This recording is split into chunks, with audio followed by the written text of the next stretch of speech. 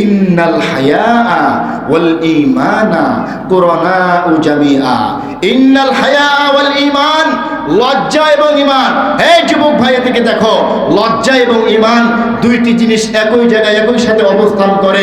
লজ্জা যেই জায়গায় থাকে ওই জায়গায় ঈমানটা থাকে, যেই জায়গায় ঈমান থাকে ওই জায়গায় লজ্জা থাকে। নবী বলেন ইদা রুফিয়া আহাদুহুমা রুফিয়াল আখার। লজ্জা যখন কারো ভিতরে থাকে না, লজ্জা যখন উঠে যায় তার ভিতরে আর ঈমান থাকে না। লজ্জা যখন চলে যায় ঈমান চলে যায়, ঈমান যখন চলে যায় লজ্জা চলে যায়, ঈমান যখন চলে যায় তার জান্নাতটাও চলে যায়। লজ্জা নাই কার? ওই যে মহিলাটা, মেয়েটা দাঁড়িয়ে আছে, ওই যে ওখানে মেয়েটা দাঁড়িয়ে আছে, মাথায় কাপড় নাই, এখন বসে আছে। এখন বাড়িতে যে ওই মহিলাটা আছে মাথায় কাপড় নাই, এই মহিলাটিতে লজ্জা নাই। এখন যে মহিলাটা রাস্তা দিয়ে চলছে, বোরখা পরে আসে নাই, তার মুখ ঢাকা নাই, তার বডি ঢাকা নাই, শুধুমাত্র একটা চিকন জামা পরে এসেছে, এই মহিলাটিতে লজ্জা নাই। নবী বলেন তার ঈমান চলে গেছে। যার ঈমান চলে গেছে ওর জান্নাত চলে গেছে। সম্মানিত উপস্থিতি, পোশাক পরা এটা মহিলাদের ইজ্জত সম্মান। গায়ে পোশাক না থাকা, পর্দা না থাকা এটা মহিলার জন্য অপমান। আমি আপনাকে কি দিয়ে বুঝাই? দেখেন, বুঝার একটু চেষ্টা করুন। আদম এবং হাওয়া আলাইহিস সালামের আপনারা নাম শুনেছেন? শোনেন নাই? আদম এবং হাওয়া আলাইহিস সালামকে আল্লাহ তাআলা জান্নাতের ভিতরে রাখলেন। রাখার পরে আল্লাহ বলছেন ওয়ালা তাকরাবা হাদিহিস শাজারা, তোমরা দুজন ওই গাছের কাছে গিয়ে ফল খেও না। আদম এবং হাওয়া গাছের কাছে গিয়ে ফল খাইছে। ফলশ্রুতিতে কি হলো? আব্বা এবং আম্মা জানের দুজনেরই পরম থেকে আল্লাহ তাআলা কাপড়কে খুলে ফেললেন।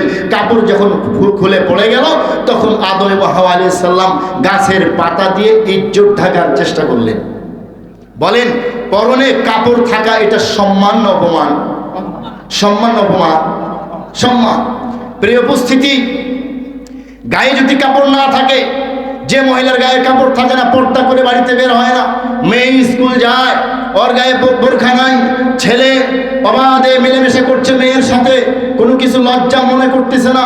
নবী সাল্লাল্লাহু আলাইহি ওয়াসাল্লাম এ ব্যাপারে একটি জবরদস্ত হাদিস পেশ করেছেন। আল্লাহর নবী সাল্লাল্লাহু আলাইহি ওয়াসাল্লাম বলছেন, যে হাদিসটি সহিহ ইবনে হিব্বানের মধ্যে এসেছে, সহিহ ইবনে হিব্বান হাদিস নম্বর 4402, হাদিস বর্ণনা করেন আব্দুল্লাহ বিন আমর রাদিয়াল্লাহু তাআলা আনহু। তিনি বলেন, রাসূল সাল্লাল্লাহু আলাইহি ওয়াসাল্লাম বলেন, আল্লাহর নবী সাল্লাল্লাহু আলাইহি ওয়াসাল্লাম বলছেন, সালাসাতুন ক্বাদ হারামাল্লাহু আলাইহিমুল জান্নাহ। হে আমার সাহাবীরা শুনো, তিন শ্রেণীর মানুষ জান্নাতে যাইতে পারবে না। তিন শ্রেণীর মানুষ জান্নাতে যাবে না। তার মধ্যে এক শ্রেণীর মানুষ আদ-দায়ুস, যারা দায়ুস তারা জান্নাতে যাবে না। দায়ুস কি আপনি বুঝেন না? অনেক মানুষই বুঝে না। আরে সাহাবীর সময়, সাহাবীদের যুগে সাহাবীরাই বুঝে নাই দায়ুস কাকে বলে। তাই তো বলছেন, হে আল্লাহর নবী, দায়ুস তো বুঝলাম না। তখন আল্লাহর নবী মুহাম্মদুর রাসূলুল্লাহ সাল্লাল্লাহু আলাইহি ওয়াসাল্লাম তিনি বলছেন, দায়ুস হচ্ছে ওই ব্যক্তি আল্লাযী ইয়াকিরু ফি আহলিহিল খাবাস। দায়ুস হচ্ছে ওই ব্যক্তি, যেই ব্যক্তি তার পরিবারে পর্দার বিধান কায়েম করে না, যে ব্যক্তি তার পরিবারে অন্যায় অপকর্মের আশ্রয় দেয়, যেই ব্যক্তি তার পরিবারে বেহায়াপনার আশ্রয় দেয়, যেই ব্যক্তির পরিবারে মেয়ে, স্ত্রী, বউ, মা, খালা যারা আছে পরিবারে অবাধে চলাফেরা করছে, পর্দা করা লাগবে এই ব্যাপারে কোনো পদক্ষেপ গ্রহণ করে না, নবীর ভাষায় এই লোকটাই হচ্ছে দায়ুস। এই লোকটা জান্নাতে যাবে না। প্রিয় উপস্থিতি, দায়ুস শব্দটি এসেছে দিয়াসা থেকে। এই দায়ুস শব্দটি ব্যাখ্যা করতে গিয়ে ইমাম হাজাম আন্দালুসি রাহিমাহুল্লাহ